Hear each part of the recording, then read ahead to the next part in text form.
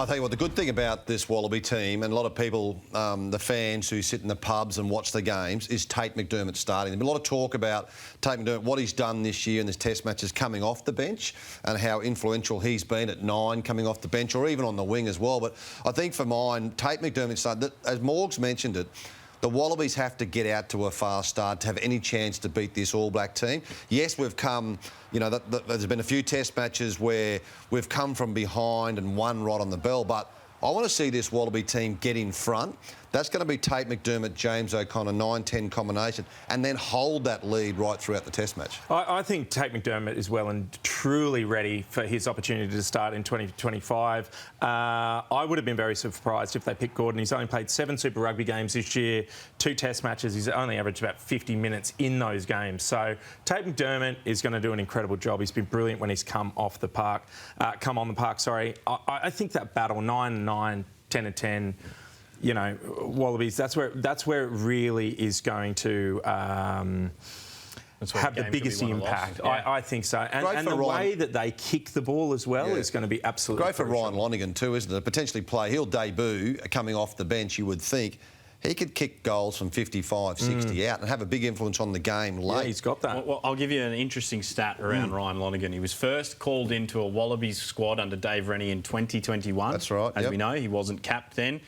Hasn't been. There have been 52 other players who have made their debut for the Wallabies since Ryan Lonergan was first named in a squad up until him and his expected debut this week. And you're bringing on not just... I know it's his debut at international level if or when he gets on off the bench. You bring on so much experience at super level. Like the way he's captained the Brumbies over a few years and what he's done for the Brumbies, long-range goal kicking.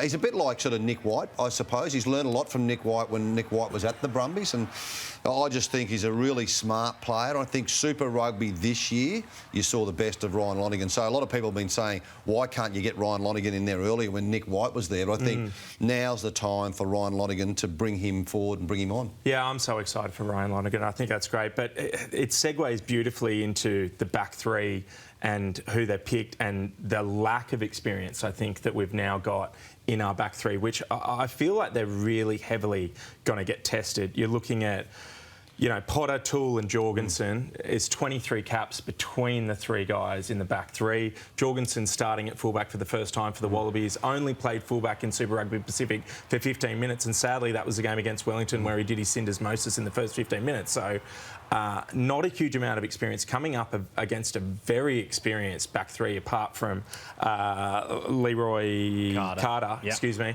On the wing. So I feel like the Wallaby back three is going to be an area that the All Blacks see is a crack. I think they'll, and I feel like they're going to get a lot of attention during the game. I think they'll target them aerially. We lost that aerial battle against Argentina in Sydney, and that was a big concern, I think, for Joe Smith, because and what concerned me about losing that aerial battle against Argentina with the back three was that we lost it in the first 40 minutes, and then we continued to kick high balls to our smaller wingers to try and get them back. It didn't work, so hopefully they've looked at that tactic, and certainly there's some pace there. And as Morg said, if it's going to be wet, that's going to be difficult. But yeah, you want to be able to see how Max Jorgensen goes at 15. They're not a tall back three. The concern is the decision making, and also on top of that, one thing that hasn't probably been heavily spoken about. All Blacks are really enjoying that crossfield kick at the moment. It's coming consistently 2 or 3 times every half. So, well, Geordie Barrett can do it. Bodie Barrett can do it. Yeah. And that is going to be coming down on the top of, you know, some young players that are inexperienced in that situation.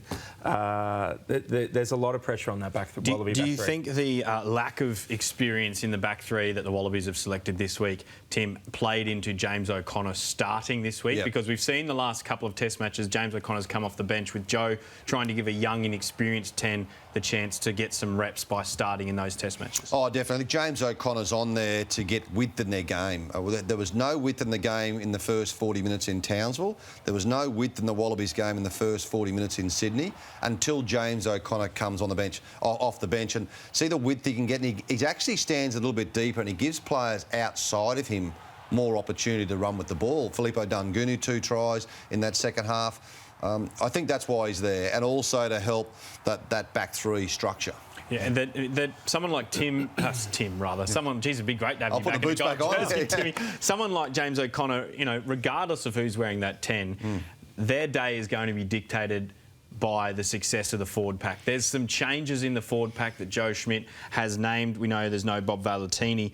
Lukan Salakaia-Loto gets his first chance to start for the Wallabies in 2025. Tom Hooper moves from lock to number 6, which would have been Bob Valentini's role. So it's a big, burly, and with Lukan starting, it's a physical forward pack. Yeah, I'm really glad they picked Lukan. I'm really glad. I still think there is a huge responsibility on our back row in general, though.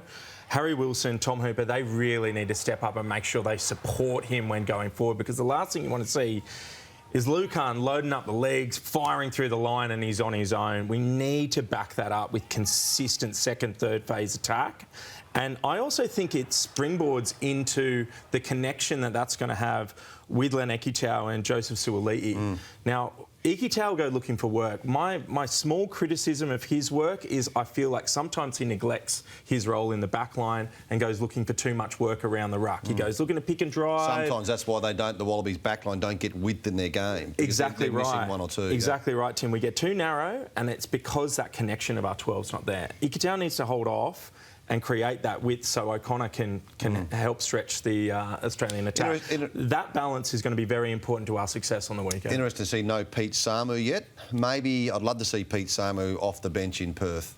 He can cover a lot of positions, can't he? Yep. Pete Samu. Tizano gets another chance to be that bench player and cover the back row. Let's take a closer look now at the All Blacks side that Scott Robertson has named. A few changes. There's guys coming back from injury.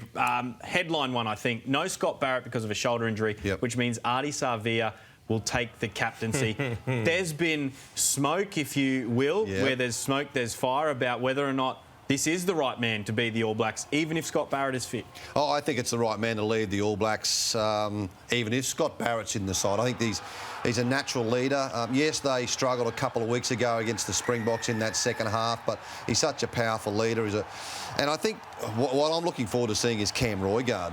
Came back off the bench in NPC last week, the scrum half, and he's a wonderful player. So having him in that battle between Roigard and Tate McDermott, I reckon that's going to decide the test match. If it's slippery, wet conditions, they both play sniping around the edge. So I can't wait to see Roigard up against Tate McDermott. Roigard led Super Rugby Pacific 2025 in try assists. I think in the top 3 of actual tries scored as well. Support's better than anyone in the competition. He's one of the fittest guys in world rugby. Roigard's a huge in, but Sevilla, as Timmy said, that battle between him and Fraser McWright, you know, 2 of the greatest 7s in the game at the moment, I think is going to be a really special battle to watch. You know who scares me?